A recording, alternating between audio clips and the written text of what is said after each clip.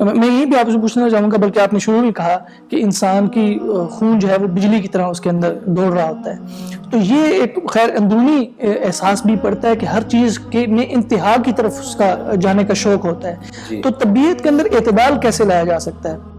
جوان آدمی کی طبیعت میں اعتدال لانا بڑا مشکل کام ہے، صحیح ہے نا؟ یہ ایسے جیسے اونٹ کو رکشے میں بٹھانا ٹھیک ہے، آج کل تو بٹھا دیا لوگوں نے، اونٹ بھی رکشے میں بٹھا دیا، ایسی ویڈیوز آ رہی ہیں۔ تو وہی طریقہ اختیار کیا جائے نا، آپ جنت کا شوق پیدا کر دیں۔ اب جنت کا جہاں تذکرہ آتا ہے نا، تو میں چونکہ نوجوانوں کی فطرت کو سمجھتا ہوں، کیونکہ ہم نے بھی ابھی تو ویسے ہم اتنے بوڑھے بھی نہیں ہوئے ہیں، ٹھیک ہے نا، ماضی قریب سے ہی ابھی نوجوانی کے حالات سے گزرے ہیں۔ جب جنت کی بات ہوتی ہے نا کسی جوان آدمی کے سامنے، تو وہ سمجھتا ہے کہ یہ ایسی پتہ نہیں کوئی ہوائی باتیں ہو رہی، کہاں ہے جنت؟ قرآن تو الحمد سے لے کے والناس تک جنت کی تذکرے کرتا ہے نا، اور جنت جب آپ کے سامنے نہیں ہوگی تو آپ شریعت کو فالو کر ہی نہیں سکتے، کیونکہ پیسے تو ملتے نہیں آپ کو نماز پڑھنے پر۔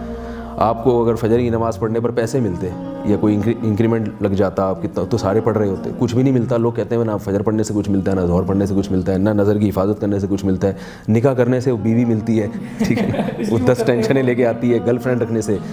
مزے ہی مزے ہیں۔ کوئی میں تو لوگوں کو بتاتا ہوں کہ نکاح کرو گے تو بیوی بھی ملے گی، سالے بھی ملیں گے، سسر بھی ملیں گے، وہ ایک پوری ٹینشن ہے اچھی خاصی، حلال ہے نا۔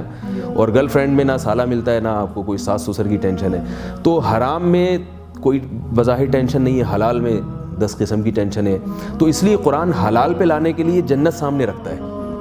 تو مسئلہ ہمارے ساتھ یہ ہے کہ جب جنت کا تذکرہ آتا ہے تو لوگوں کے دل میں یہ خیال آتا ہے یہ کیا ہے جنت، پتہ نہیں ایسے ہی یہ سیاسی بیانات تو نہیں ہے کہیں مولویوں نے لوگوں کو جنت پہ لانے کے لیے،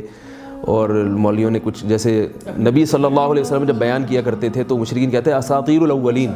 پرانے لوگوں کے افسانے ہیں۔ تو پہلے نوجوان کو چاہیے دلائل کی دنیا میں، قرآن نے جو دلائل بھی تو دیے ہیں جنت کے وجود کے، صرف جنت کے دعوے تو نہیں کیے۔ ہمارے ہاں عام طور پر، میں سب کی بات نہیں کر رہا، قرآن کو جب بیان کیا جاتا ہے ممبر سے بیٹھ کے، تو جو جس مسلک کا آدمی ہوتا ہے نا وہ اپنے مسلک پہ فٹ کر رہا ہوتا ہے، اور وہ وہیں سے وہی والی آیتیں نکال کے لوگوں کے سامنے لا رہے ہوتے ہیں۔ آپ الحمد سے لے کے والناس اگر قرآن مجید کا آپ مطالعہ کریں گے تو قرآن نے صرف دعوے نہیں کیے، اس کے دلائل بھی دیے۔ سورہ لقمان نے اللہ تعالیٰ نے جنت کا نقشہ کھینچا ہے، اور پھر آگے اللہ نے بتایا کہ اس نے آسمانوں کو پیدا کیا بغیر ستونوں کے، اسے زمین کو تمہارے لیے مسخر کیا، وہ آسمان سے بارش برساتا ہے اور زمین سے تمہارے لیے طرح طرح کی چیزیں نکالتا ہے۔ اب آپ جنت میں اور ان آیتوں میں کوئی بظاہر لنک نہیں ہے۔ ادھر تذکرہ ہو رہا ہے کہ لہم جنات النعیم، کہ اس تمہارے لیے یعنی نیک لوگوں کے لیے اس نے جنت کے باغات تیار کر کے رکھے ہیں، اور پھر اللہ نے قرآن میں فرمایا کہ انزل من السماء ایمان، آسمان سے پانی برسایا، اور اخرجنا به ازواجا من نبات شتى من كل زوج کریم، ہر طرح کے نباتات پیدا کیے۔ تو اصل میں یہ جنت کے وجود کی دلیل دی جا رہی ہے کہ یہ کیسے تمہاری سمجھ میں آ جاتا ہے کہ آسمان سے پانی برستا ہے، زمین میں گوبر مٹی اور پانی کا ملاپ سے خربوزے پیدا ہو رہے ہیں، اس سے تربوز پیدا ہو رہا ہے۔ تو جو اللہ اس گوبر اور مٹی کے ملاپ سے تمہارے لیے خربوز، انناس اور تربوز پیدا کر سکتا ہے، وہ کیا آسمانوں پہ جنت نہیں پیدا کر سکتا تمہارے لیے؟ تو ہم سائنس جو ہے نا، جب وہ کسی چیز کو دیکھتی ہے، وہ خربوزے پہ ریسرچ کرے گی تو بس یہ یہاں تک کرتی ہے وہ ریسرچ کہ اس میں کون کون سے پروٹین ہے اور کون کون سے وٹامنز ہیں۔ قرآن آپ کو جب یہ پھلوں پہ اور یہ مختلف چیزوں پہ ریسرچ کی دعوت دیتا ہے تو قرآن اللہ کی قدرت ثابت کرتا ہے اس سے کہ اس نے تمہارے لیے یہ چیزیں پیدا کی، وَأُوتُوا بِهِ مُتَشَابِهًا وَأُوتُوا بِهِ مُتَشَابِهًا، اسی جیسی چیزیں اللہ نے تمہارے لیے جنت میں، یہ ایڈورٹائزمنٹ ہے، یہ کمپنی کی مشہوری کے لیے ہے، ٹھیک ہے نا، مارکیٹنگ ہے یہ۔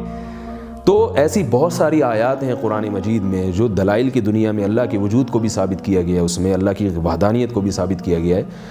ہمارے ہاں چونکہ عام طور پہ دلائل کی دنیا میں زیادہ بحث نہیں ہوتی، ہم لوگ گن پوائنٹ پہ اگلے کو مسلمان کرتے ہیں کہ بس مولوی صاحب نے کہہ دیا تو مان لو جنت ہے، اس میں کیوں اور سوال کیوں پیدا ہو رہا ہے۔ تو میں سمجھتا ہوں کہ قرآن مجید کا اس حوالے سے بھی اگر نوجوان طبقہ مطالعہ کرے گا اور قرآن کو سیکھنے کی کوشش کرے گا تو اس کے نظریات درست ہوں گے، اس کو جنت کا یقین آئے گا، جنت کا یقین آئے گا تو پھر آگے سارے کام ہوں گے، جنت کے بغیر نہیں ہے یہ ساری باتیں۔ بڑی اچھی بات فرمائی اور بڑا جنت کا تذکرہ کیا، ورنہ ہمارے یہاں عام طور پر معاشرے میں ہوتا ہے کہ نوجوانوں کو جو ہے وہ ڈانٹا ہی جا رہا ہوتا ہے یہ کرو گے تو یہ ہو جائے گا، یہ کرو گے تو یہ ہو جائے گا، یہ کرو گے تو یہ ہو جائے گا، لیکن اس کے بینیفٹس جو ہوتے ہیں، نہ کرنے کے بینیفٹس جو ہیں وہ نہیں بتائے جا رہے ہوتے، اس کے فوائد نہیں بتائے جا رہے ہوتے. تو کیا اس میں بیلنس بھی ضروری ہے، کیونکہ قرآن رسول اللہ صلی اللہ علیہ وسلم کو بشیر بھی کہتا ہے، نذیر بھی کہتا ہے. تو کیا اس کا رویہ کیا ہونا چاہیے نوجوانوں کو یہ بات سمجھانے میں؟ حدیث ہے بشروا ولا تعسروا. آپ صلی اللہ علیہ وسلم نے جہاں مبلغ بھیجے دعوت کے لیے تو آپ نے فرمایا کہ لوگوں کو خوشخبریاں سناؤ، تنگی میں نہ ڈالو. تو ان کو خوشخبری سنائی جائے، تنگی بھی ہے لیکن وہ اگر آپ نہیں مانتے اس پہ تو پھر وعید بھی ہے، وہ بھی ایک قرآن کا حصہ ہے. مگر یہ کہ خوشخبریاں پہلے ہیں، وعیدیں دوسرے نمبر. اللہ تعالیٰ کا نام رحمان ہے، کبھی کبھی ہم قہار بھی کہہ دیتے ہیں، عزیز ذو انتقام بھی کہتے ہیں، لیکن جو زیادہ اللہ نے اپنا نام استعمال کرنے کا ہمیں حکم دیا وہ رحمان. تبھی ہر کام سے پہلے ہمیں حکم ہے بسم اللہ الرحمن الرحیم پڑھیں، بسم اللہ القہار والجبار نہیں پڑھنے کا ہمیں حکم ہے. تو اس صفت کو زیادہ ہائی لائٹ کرنا چاہیے.